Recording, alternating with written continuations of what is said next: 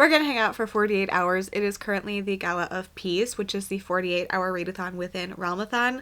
I have huge, very ambitious plans, which may be a little ridiculous of me considering I've read like 3.5 books this month and it is the 14th. But I have just a couple books that I would like to get to this weekend. When you're watching this, the Gala of Peace is over, but it's not too late to join Realmathon. You can backlog all of your books. So everything for that is linked in the description. We are on kickoff sprints currently. The readathon has started. I have had my spicy chicken nuggets to fuel me for the night. And I am going to be starting with The Whispering Dead by Darcy Coates. I'm doing a read along of this on my Patreon. And I was supposed to read this last month, but everybody was kind of behind. So I'm reading this now. We're doing a spinner wheel sprint, so Cass is spinning a wheel for the length of the sprint every time. So hopefully we get lots of good reading in. We started off with a 60-minute sprint, so I'm just a little bit into this. We're following Kira, and she has amnesia, and she kind of like wakes up and is being chased by somebody. She finds herself in this church, and the priest there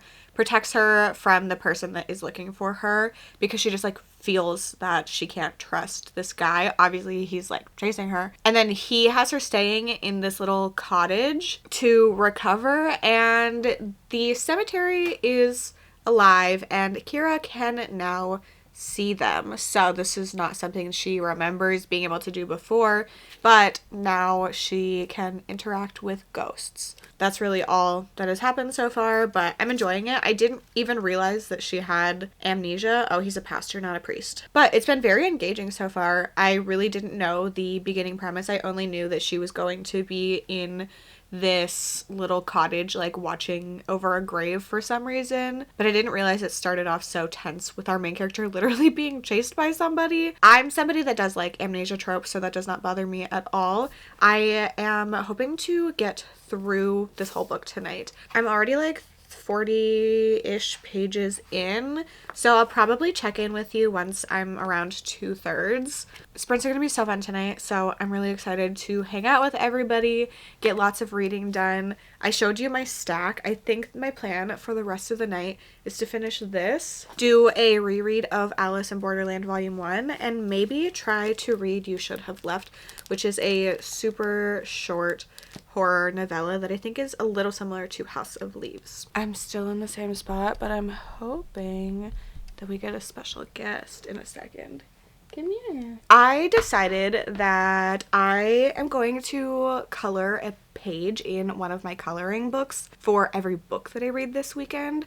So that is very fun. So I got these Ohuhu markers. I got a couple of them. I got a set back in like September or October, I think, and then I got another set recently. I'm really bad at keeping my hands clean. Like I have ink everywhere somehow, but I'm gonna match my coloring pages to my book. So I have still been reading The Whispering Dead. I'm in the middle of a chapter, but we just started a sprint, so that's fine. I've been listening to the audiobook, but I am 86% in, so I'm like 230-ish pages in, so I will be finishing this very soon. I am enjoying it, so we are just watching Kira try to figure out what happened to this one ghost that is at the place she has been staying, and that is really it. Other than that, she is just interacting with some people in the town and trying to like very vaguely figure out what has happened in her past. There's a tiny bit of a romance that is happening as well between one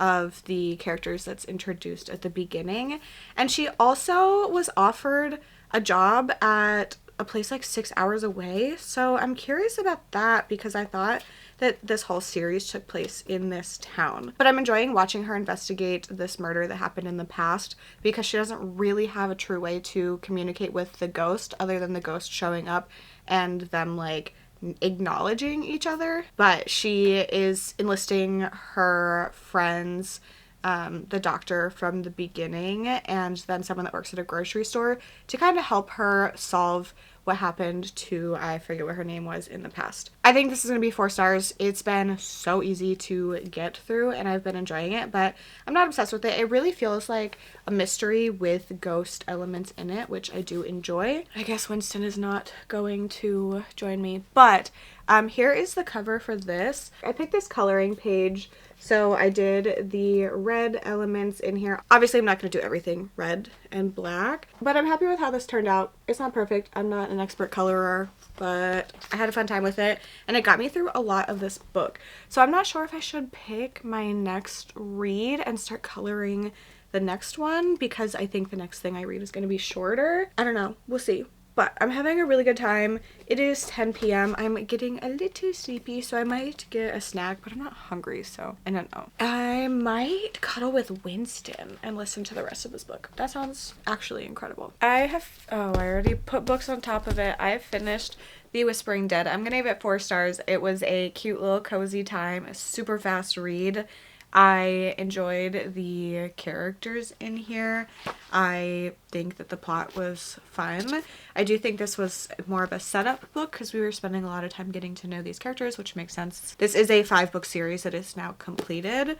So yeah, I enjoyed it. I just don't have much to say about it because it was just, I don't know, kind of surface level, but not in a bad way. So we are starting off with 4 stars.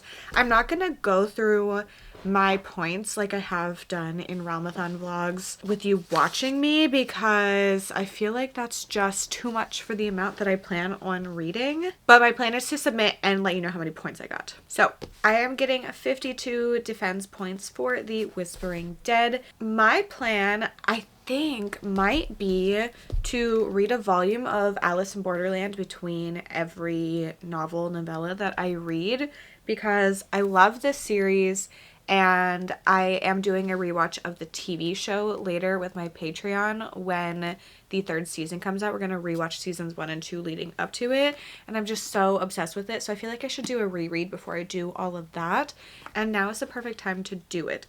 So I do think I'm only going to color 1 page for Alice in Borderland in general, but I'm going to try to do a grayscale, and I'm going to be coloring this page, which does not make sense unless you have seen this, but there's like a setting called the beach, but it's at a pool. So that is what I'm going to color for this. So I'll read this, check back in, and then after that I will be starting You Should Have Left by Daniel Kelman. This one, the audiobook is 2 hours, so it'll take me 40 minutes to get through, and I think that is my plan for the night. It's 10:45, so I'm thinking this is all I'm going to get through, but maybe volume 2 of this, we'll see. That would be very impressive considering I've read 3 things total this month, and then half of a book and then another DNF. So we're getting back into reading and I'm loving it. I have a little cuddle buddy who's so cute, just purring in my ear. He's probably gonna leave because he doesn't like whenever I yap when he's sitting with me. But I finished Alice in Borderland Volume 1. 5 stars. I love it. I love the series. I like the differences in this from the TV show, and I also like the similarities. I love seeing all these characters again. It just makes me so happy.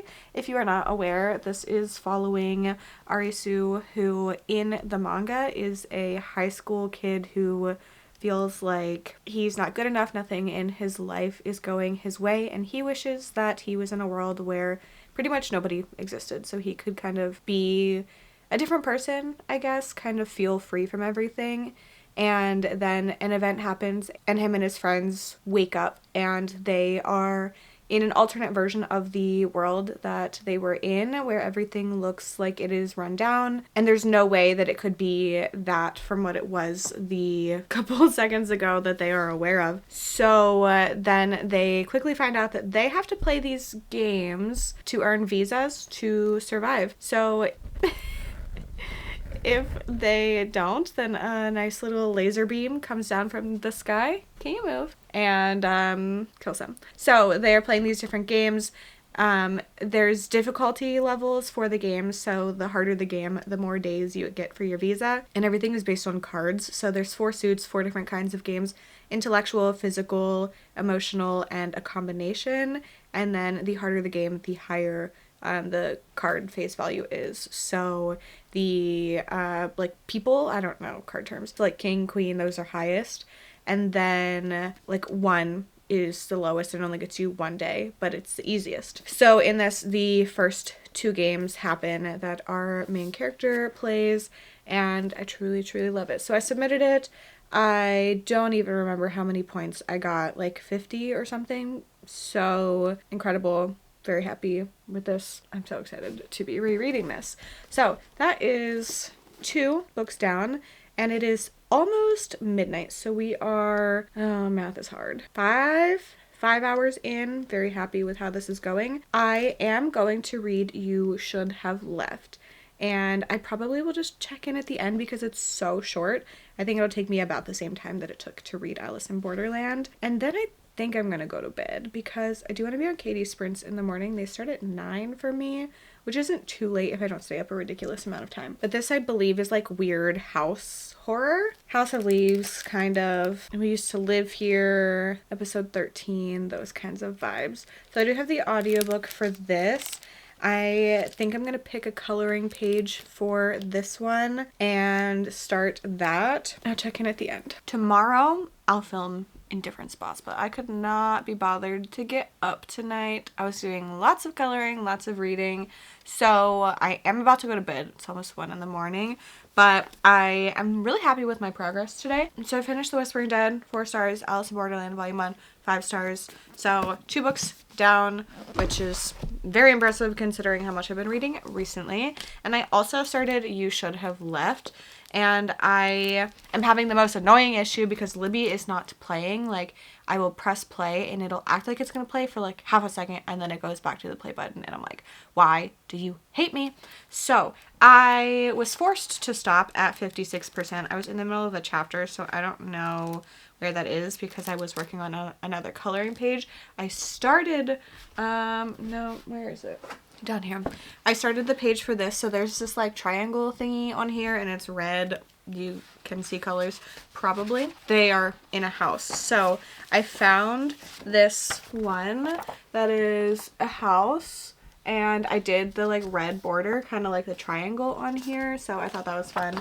I obviously did not finish it, and I can't finish my book because Libby is out to get me personally. So I took that as a sign to go to bed. In this one, we are following this family that is kind of like not really getting along. There's a husband, wife, and like a 4-year-old kid, and they are kind of starting to feel like they were reconnecting because their kid is older and they have more time to be a couple, but they don't like really get along that much. So they're in this house and they rent it, and they rent it online through like an Airbnb kind of thing. But somebody in the town is like, have you spoken to the owner? And they're like, no, we rented this online. And then he gives them a right angle measuring thing. It don't come from me. I don't know math terms anyway, and especially not at 1 in the morning. And is like, measure the angles. So he was like, okay, and takes it. And then he's like, well, that's kind of weird. But then something happens where he's like, oh, I need to measure this, and things aren't adding up. Seriously, very House of Leaves-esque. I don't know which one came first. When did this book come out? Somebody circled it in this library copy. It was translated in 2017, which is definitely after House of Leaves. 2016. Okay, this looks a lot older, and I don't know, I assumed it was older because the author's photo is in black and white. Anyway, okay, so focus, Lexi. This is a book. I don't know what I was talking about. Oh yeah, very House of Leaves inspired. House of Leaves came out so long ago compared to 2016, so yeah, it's inspired by that, but there's not very many interesting things happening. They're like, oh, you're annoying me, haha, let's argue and pretend like we're sleeping when we're not, so we don't have to talk to each other. I'm like, ooh, that's rough. And then they're like, I thought this hallway was shorter. And then they fight again. So, I don't know. I don't really care about it, but it's really short, so I am gonna finish it whenever Libby tells me I can do that. I need to go to bed. My brain is starting to shut down. I don't know what my plan is for tomorrow. I will figure that out when that is a problem I have to deal with. Maybe if Libby lets me listen to any more tonight and starts working, then I will be able to finish this, but I don't have high hopes because it hates me. I lied to you. We are in the same spot, but after this, we will be moving to the bed over there. I just didn't want to move everything just to come sit back here so that I can start editing this video. So last night, Libby decided it didn't hate me anymore after I left Sprints, and I finished You Should Have Left. This one, I'm gonna give 3 stars. I liked some of it. It didn't have enough substance for me. I feel like I was never invested in anything, but it was like a quick, entertaining read. So yeah, I truly have nothing to say about this other than what I already said. You don't really get any answers, which I don't care about, but I feel like I just didn't care about the plot or the characters enough to be invested like completely at any point. I am on Sprints on Katie's channel. I have been here since the beginning. This morning I got a shower, got ready, I went to Dunkin', I got a giant coffee and some donuts for later and a breakfast sandwich.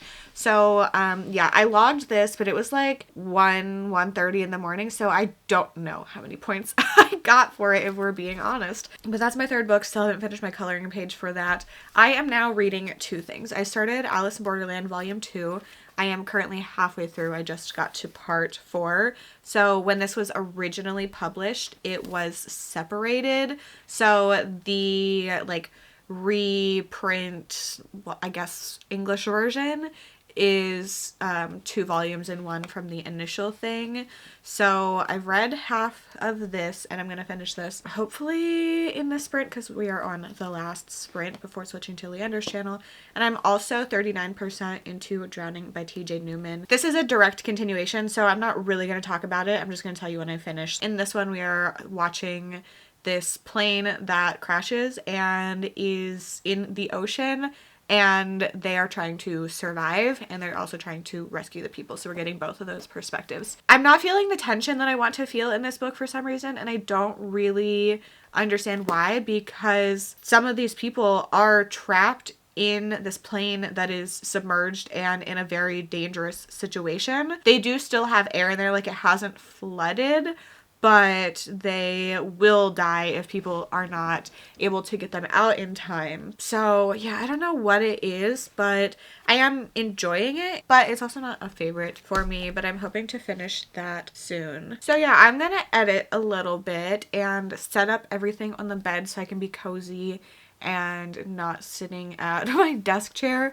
for 48 hours. But also at the same time, I was scared that I'm gonna get too comfortable and fall asleep. I just finished Drowning by TJ Newman.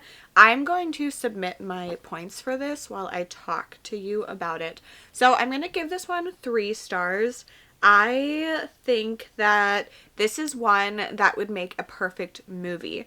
For me personally, I can't picture things when I read, so the more action kind of survival scenes were just like happening and I never felt fully immersed in it, which I think was a me problem because like everything was really descriptive, and I feel like if you could picture things while you read, then you would be able to really feel like you were in the story and a part of it.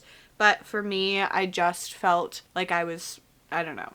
I was clearly reading a book, which I mean, that's how I feel every time I read a book. There was just something about it. I think it was really just too descriptive in like a way that doesn't work for my brain. So that is this book. I don't know if I'm going to read more from this author because I did not like Falling from her. Drowning I thought was just okay. I do like it more, but maybe I'll wait and see if she does like plain thrillers again, because I don't know if I need to read more of those. 292 pages. A decent book. I would recommend it, but I'm not going out of my way to like tell people to read it. I do have a signed copy, which is always fun. I met her at an event that I went to last year.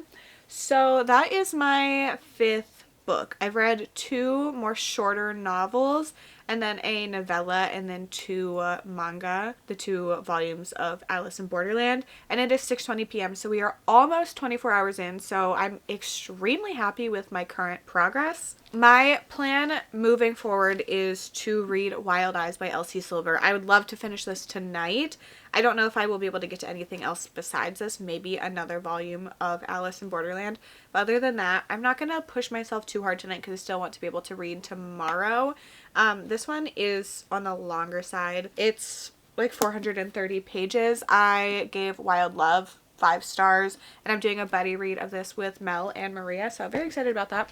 I also got this sour candy. It is freeze-dried Street Gems sour from a subscription box, so I figured since I'm getting a little sleepy, maybe now is the time to try it. And this can be like my secret weapon if I get really tired, because I'm on sprints on Tori's channel right now.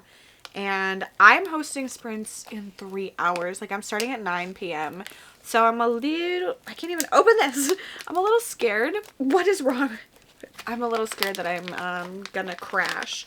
So, no, Nova, this is not for you. Nova is just, she thinks it's a cat treat. So this is what it looks like. There's different colors. I feel like green is not a good one to start with. I'm gonna try this red one. Oh! Okay, initially, it was really bad, and then it wasn't. I mean, it's still sour. Am I supposed to chew it?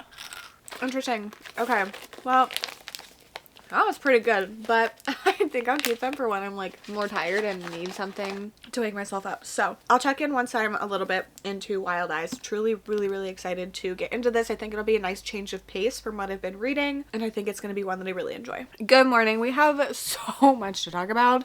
Things kind of went off the rails last night. So I was on Tori's sprints, and I had started Wild Eyes, and then Tori was trying to set up my sprints, and she was always talking about my shirts, and I have a Lizzie McGuire shirt and a Shrek shirt. I wasn't here for this thing. There's something about hatching eggs as humans and what you would do with it. So yeah, there's just lots of Shrek stuff, Lizzie McGuire stuff. I think Lizzie McGuire was narrating Shrek, and we were in the swamp. It was a very unhinged time. So like, once I started hosting sprints until 4 hours later, it was just like, I don't know what happened. It was a fever dream. So I did end up wearing my Lizzie McGuire shirt last night, and today is Shrek. So, books. Okay, I finished Wild Eyes. I read the whole thing. I didn't have the brain power to talk to you. Every single ounce of energy that I had went into hosting sprints and reading this book. I'm gonna give this one 4 stars. I really liked it. I didn't like it quite as much as Wild Love. I really liked the characters in that one, the relationship, and I really enjoyed the characters in the relationship in this one, but there just was something about it that didn't work quite as well. I did really like our main character, Rosie's from the first one. I already forget everybody's names. Skylar. So Skylar is a country artist who is kind of going through a rough patch. She has a lot of issues with her parents managing her career, and her parents are now getting a divorce, so it's really messy.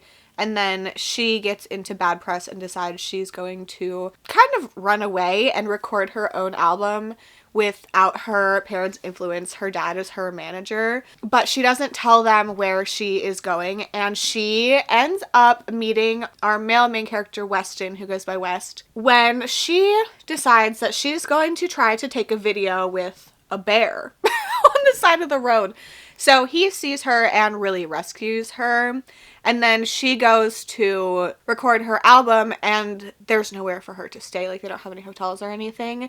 So she ends up staying in the, like, very rundown kind of guest house loft thing that Rosie's brother owns, and it's right beside the recording studio. Her brother happens to be Weston, who rescued her from the bear. He is a single dad. He has a really good relationship with his ex-wife. She is remarried, and they have 2 kids together. I really liked seeing the relationship between these kids and Weston as a father, and then seeing Skylar come into that. I do think everything was like a little perfect with that situation, because a 6 and an 8-year-old, I feel like, aren't going to always be acting as thoughtful and smart and not having like temper tantrums, things like that. Obviously, like, that's not all kids do, but I feel like it was all just the like perfect moments, which was the case in the first one as well. And West only has his kids, I think it's every other week they switch off. But yeah, there's just, I don't know what it was that kept this from being 5 stars for me,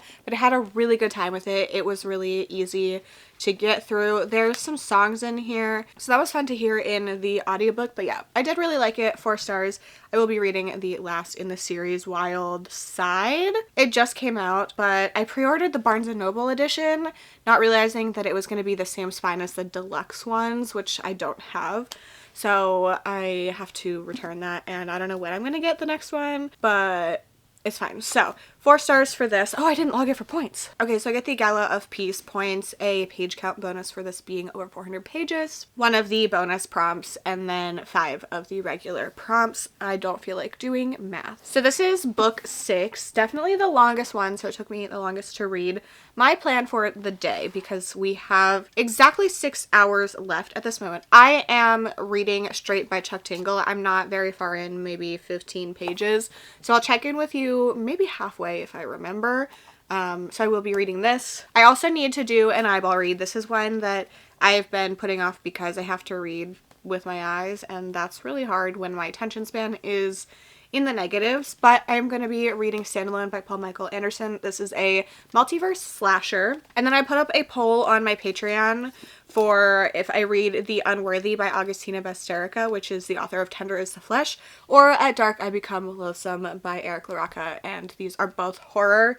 So whichever one wins the poll will be the one that I read. I would be very happy with either of these. So whatever is winning the poll whenever I need to read this is what I will be reading. A little ambitious. I have to stay pretty focused. We'll see how that goes. I'm really happy with how everything has been going. Like, really, I've had a great time. I haven't had under a 3-star read, and I've been having so much fun on sprints, hanging out with all of the co-hosts and chatting with everybody in the comments.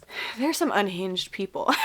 I love it. I have started to crash, and I am not gonna get through everything I want to do, so I will probably not be reading Standalone, only because I had my Patreon vote for the other one, and I have already started straight, so it's fine, it's fine. I'm halfway in pretty much. I just got to chapter 5, which is 66 pages in, and in this we are in this world where there's this thing called, oh, I forget what it's called, Saturation Day, where everybody who is straight gets this like weird virus for 21 hours where they have this like very extreme urge to attack any sort of queer people, and it is a very deadly situation. There's a vaccine for it now, but not everybody's taking it because so the first year that it happened, obviously nobody was expecting it. There were so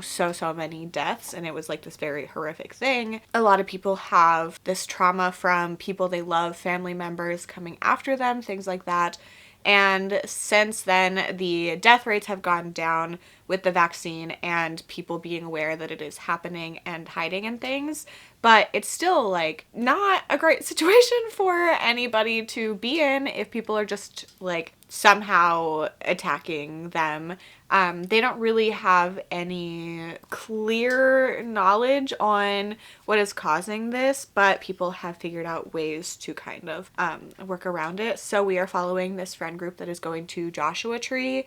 They have a house that they've rented, and they are going to be there for these 21 hours, and it's pretty like out in the middle of nowhere. Nobody is going to be near them, so they plan on kind of hanging out, having a good time playing games. And people are kind of compared to zombies because they're not aware of what they're doing. They're just like out for blood. So it's a very interesting concept. So the people get to this place, and then it becomes clear that they are not as safe as they thought they were going to be. I think the concept of this is very interesting. I'm really enjoying it. It obviously has a lot of commentary on the queer experience and how people treat people who are not straight and cisgender. I feel stressed. This is very tense. I feel this way with all of Chuck Tingle's horror books. This is the most like overt scary things are happening in your face kind of horror from him. This is the first one that he published. This came out in 2021, I believe. Where I am right now, the gore has really started,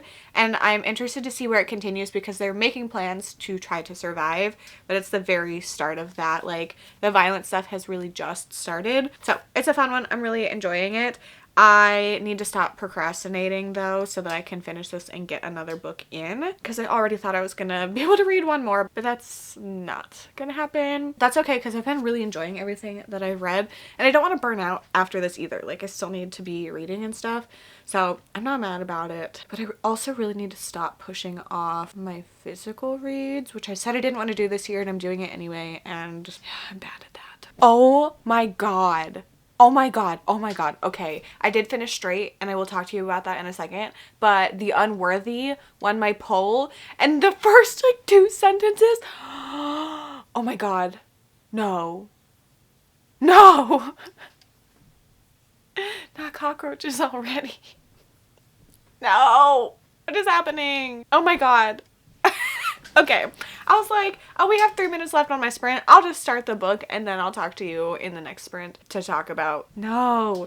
Okay, so, calm down. I'm gonna give Straight 4 stars. I enjoyed it. It really reminds me of if The Purge was actually zombies that affected cisgender straight people. So that is this book, really. It's like a very similar, like 24-hour concept with people kind of going after other people. It's different, but kind of similar in vibes. So I enjoyed it. I liked the commentary in it. I thought it was a good time. I'm not really sure why it's 4 stars versus 5, but it just like felt like 4 stars to me. So I will continue to read Chuck Tingle's stuff. I don't know if he's gonna go back to doing novellas, because all of his horror stuff after this one has been a bit longer, not like long, but yeah, so I enjoyed Straight. I have still liked everything, which is very exciting. And then I did tell you about my poll, and the winner was The Unworthy. I gave Tenders the Flesh 4 stars when I read it. I think that there were some really disturbing things in it, but it didn't like hit as hard as I personally wanted it to. This one is, I'll grab it whenever we talk about it next, but I had to scream about the cockroaches within the first 20 seconds of the audiobook. So I'm scared for this now, actually. It is religious horror, so I wasn't expecting to start off with bugs trapped in a pillowcase. Yeah, okay, well, that woke me up, so that's good. We're getting very close to the end of the readathon, but I am 52% into The Unworthy. I am in the middle of a chapter. I have calmed myself down, but I'm still really loving this one.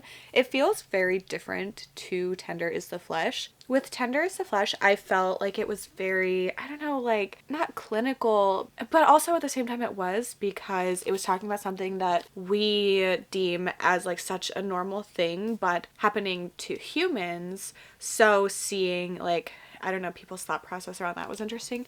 This one, we are really following this one character. So in this, we are in a dystopian world in the future, but we don't know a lot of details about it other than there was a climate crisis that happened, and there's this like sickness thing that is going around, but like really we don't know a lot of details. It just says climate catastrophe that has plunged the world into chaos. And we are watching this woman who is writing down her story. She is talking about her past and then everything that is happening to her now in this convent. It is run by these nuns who are very violent, and their way of getting these people to follow what they want is by abusing them. There's a lot of body horror in this, like it's rough, but our main character wants to move up in the ranks in this pretty much cult. But then somebody shows up that is starting to make our main character kind of face things that have happened in her past. Where I'm right now, this person has just shown up.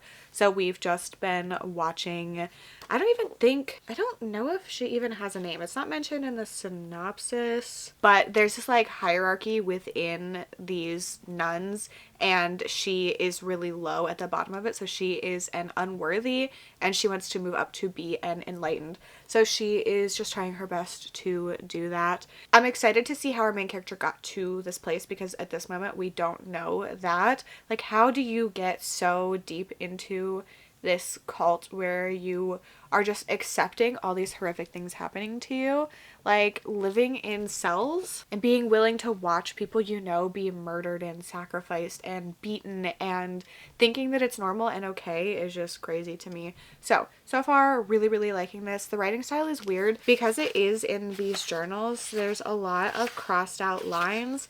I feel like this is not going to be a book for everybody. Of course, I can't find any now. I don't think every single thing is a journal entry, but yeah, the writing style is a little bit strange, but I am enjoying it. So I don't have too much longer since it is so short. I'm going to go back to sprints and I will check in with you when the Gala of Peace is over and I've finished my book. I finished The Unworthy and oh, I'm a little disappointed, and a little, I mean a lot. I think I'm going to give this one 3.5 stars. It started off so strong for me, even past like the first page where I was screaming at you, and I was really into it and very invested. But I feel like after I talked to you last, it got really confusing, and not in a good way. I feel like I couldn't wrap my brain around anything that was happening, and I'm not really sure why or what changed. I don't know. I guess I just like, I don't know. I missed it. I'm kind of upset. This is one that I don't think I would widely recommend. I think if it's something you're interested in, you should try it. But if you don't read a lot of horror or weird books, I feel like this is just too much. Like I don't know if I need to reread it or what, but I feel like I just missed things and I don't know. I just didn't get it. I'm not going to keep repeating myself that I didn't understand what happened. I think it did some interesting things, but I don't know. I guess I'm just dumb. So that wraps up my 48-hour readathon. Well, not just mine. It was the whole Gala of Peace or Realmathon. I read so much, way more than I was expecting to, and I did enjoy everything. Everything was 3, 4, or 5 stars. So I personally am very happy with that. I failed at the coloring aspect of all of this. I haven't colored anymore since You Shouldn't Have Left. So my bad. Links for Realmathon are in the description. If you made it to the end and want to leave me an emoji to say you're here, you can leave me any sort of hand emoji for The Unworthy. Thank you so much for hanging out with me. I hope to see you very soon. Bye.